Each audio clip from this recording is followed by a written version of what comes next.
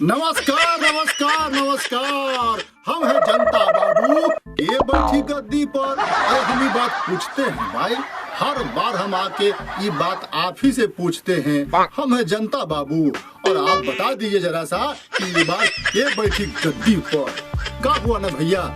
ये राजधानी आते और गांव जाते, राजधानी आते और गांव जाते, हम भी जो है ना थोड़ा फरस्टिया गए हैं। और फॉरेस्टेशन का मामला तो और एक्सट्रीम पे चढ़ गया जब हम अपन चचा के पास गए। चचा एक बार पूछ दिए, देखिए चचा बैठल है, ये जरूर अभी कुछ न कुछ पूछेंगे। बोलिए चचा, प्रणाम प्रणाम। खुश रहा खुश रहा। और चचा सब ठीक ठाक ना? हाँ हाँ सब ठीक बा, तू बताओ। ए चचा, हम सोचते हैं ना कि अब हम थोड़ा काम धंधा करें तो थोड़ा सा रोजी रोजगार चले। का हम कितना हमको राजधानी भेजिएगा बार बार, झूठे उजला उजला वाला ड्रेस वाला सबको हम देखते देखते हम पक गए चचा। अब कुछ बताइए तो हम कुछ करें जरा सा।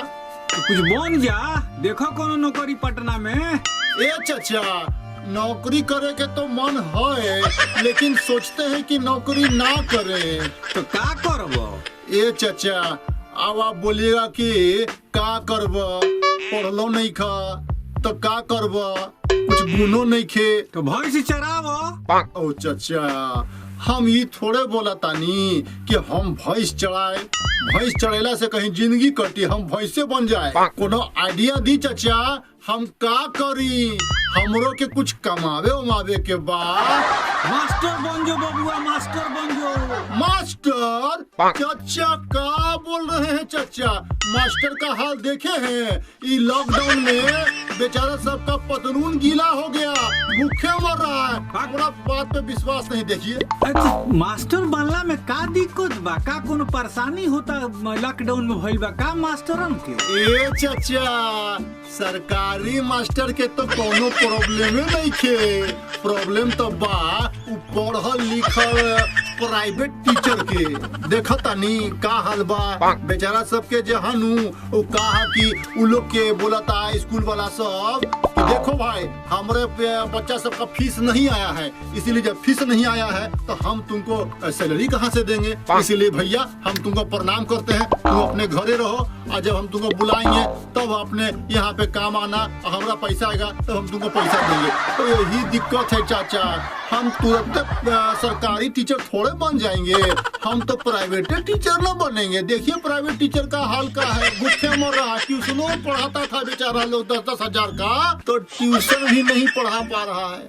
और जबकि मेहनत खूब किया चाचा, ऑनलाइन बच्चा लोग को पढ़ाया, मेहनत किया, खूब मेहनत लगता है, लेकिन एकरा ऊपर में कोई देखे वाला नहीं है। कितना परिवार बर्बाद हो गया चाचा। इसीलिए चाचा हमको टीचर बनने के लिए मत कहिए चाचा। तो वो काम करो, तो और पढ़ लो, वकील बन जा। ए चाचा, मतलब थोड़ा सा पढ़ती तो हम मास्टर बन जाती। तू बोला था कि हम थोड़ा सा और ज्यादा पढ़ के वकील बन जा। अरे चाचा, लॉकडाउन में का होइल बा तारा के पता बा? लॉकडाउन में जब कोनो मुजरिम में कोर्ट अदालत ना गइल तो वकील लोग के कहाँ से चली पैसा? अब पैसा ना चली तो के फीस दी? बेचारा लोग ऐसे ही भूखे मरलस। हाँ, 6-6 महीना भूखे रहलस उ लोग।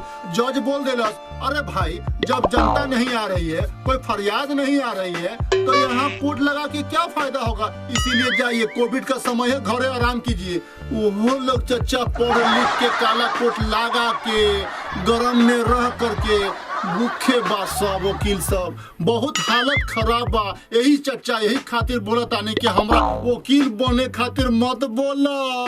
हम रवा से माफी मांगतानी, हम रवा के पैर धरतानी चचा। हाँ तो ऐसा एगो काम करो, पैसा हम देब, तू और तनी पढ़ के ना होखे तो इंजीनियर हो जा। इंजीनियर? का बोला तारा चचा, तहार आज भेजा खराब हो गई बाका। अरे तू बोला तारा कभी मास्टर बन जा, कभी बोला तारा तू का कहेला कि वकील बन जा, और अब बोला तारा कि हम बन जाई इंजीनियर। चचा, इंजीनियर सबके का हाल होल बा अभी 6 महीना में? रवा के कुछ मालूम बा? सब प्राइवेट इंजीनियर के सैलरी बंद हो गई, सांस लेवल बंद हो गए, जितना ईएमआई में मोटरसाइकिल, कार, बंगला, गाड़ी सब ले रहे सब छिना गई, सब बर्बाद। हाँ, पैसे नहीं के खाए ला पैसा नहीं के तो इंजीनियर बन के का करल जाई चाचा। एकदम तू हमरा एकदम भेजा खराब कर रहल बड़ा। तू हमरा बुझात नहीं कि हम का बनी। अरे तो कुछ ना बनबो तो तार शादी ब्याह कैसे होई तो का करबो तू ही बोलो। ए चाचा, एगो आइडिया बा। का आइडिया बा तोहरा के बहुत पसंद आई। देखी अभी जो तू हमरा के बार बार जे भेजलो का कहता नहीं राजधानी, गांव से राजधानी, गांव से राजधानी। हम उजला उजला वाला आदमी सबके अगल बगल खूब घूमनी, टोपी वाला सबके, कुर्ता वाला पजामा पहने वाला सबके खूब अगल बगल घूमनी, मतलब नेता सबके आजू बाजू घूमनी। चाचा हमरा एगो परमिशन दे दी रहुआ, देम परमिशन। हाँ हाँ बोल बोल। चाचा ओकरा में कोनो पढ़ाई लिखाई के जरूरत नहीं के, कोनो वकील के पढ़ाई के जरूरत नहीं के, कोनो इंजीनियर बने के जरूरत नहीं के चाचा। अरे ये कोनो नौकरी है कि पढ़ाई लिखाई के जरूरत नहीं है चाचा, नेतागिरी। हाय हाय। एकरा में कोनो लॉकडाउन ना होएला, एकरा में सब दिन पैसा आराम से मिलत रहेला, गाड़ी, बंगला, हवाई जहाज, टेलीफोन। कोनो लॉकडाउन में ये डाउन ना होला एकर मार्केट। यही खातिर चाचा हमरा के नेता बने दी। हम प्रणाम कर करके नेता बनल रहब और कोनो दिक्कत ना होई। सब धंधा पानी बंद हो जाला लेकिन नेतागिरी कभियो ना बंद होला। चाचा हमरा बने दी ना नेता। और दर्शकों, अगर आपको ये प्रोग्राम पसंद आया है तो हमारे चैनल को लाइक और सब्सक्राइब जरूर कीजिए। हम आपके सामने फिर कभी या फिर से एक ऐसा ही कुछ मसालेदार विषय पर हम आपसे बात करेंगे। हमारा प्रोग्राम देखते रहिए जनता बाबू के बैठी गद्दी पर, नेशन भारत चैनल पर।